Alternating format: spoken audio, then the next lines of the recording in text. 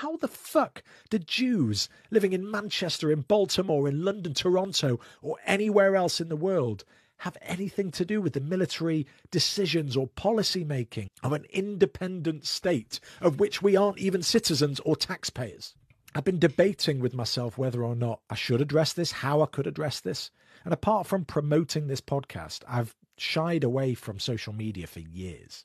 And I've especially avoided talking about Israel or anti-Semitism in the UK. I'm now at the point where my silence on this topic is 100% part of the problem. What I am going to do is call out those people who, out of a mixture of ignorance and a desire to present themselves as following the trend of the week, are absolutely content with the idea of Jews worldwide living in fear of the communities they've actually helped build or contributed to for generations.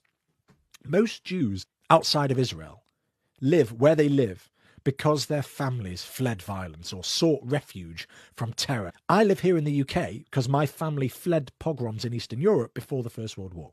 My kids now are the fifth generation of my family to be born in this country.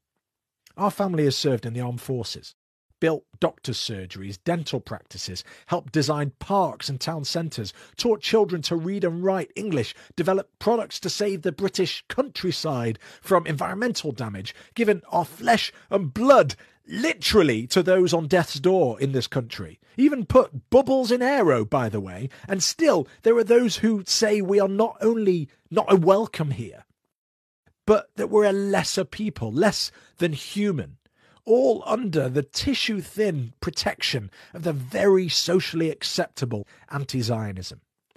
I'm a Jew, whether I like it or not. I could believe in Buddhism, Islam, or identify as a fucking Jedi, but that wouldn't stop my having to now explain to my 3 children that there are those who hate them, not because of their beliefs or their actions, but because of their ethnicity, because they're tainted. They're the untouchable, insufferable Jew. And this would all be upsetting on its own. But what makes it even worse is that many of my friends or connections are from all different backgrounds. Every background you can think of. I work every day with people from all over the world. And I can count on one hand the number of those people who've reached out to check on us or express concern for the rise in Jew hatred in recent weeks.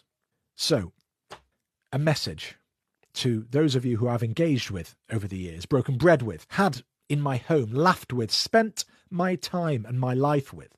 How many of you shared black tiles on your social media in June 2020 after George Floyd was killed in the US? How many of you screamed your opinions during the Brexit referendum or the last general elections, or posted daily about how dangerous Donald Trump was, or about the immigrant children in cages at the US border? Why was it so easy for you to post photos of yourself clapping for the NHS on Thursday nights during the pandemic? Because I put it to you that if the matter at hand didn't directly affect you, then at the very least you looked or felt good for joining the latest virtue signal hype train. If you posted hashtag Black Lives Matter or hashtag Free Palestine or hashtag trans rights, but did or said nothing when Armenian Christians were being slaughtered last summer by Turkish-funded Azeri militants, if you kept your mouth shut about Uyghur Muslims being ethnically cleansed from China, if you didn't make a peep during the last decade whilst 250,000 Syrian civilians were being slaughtered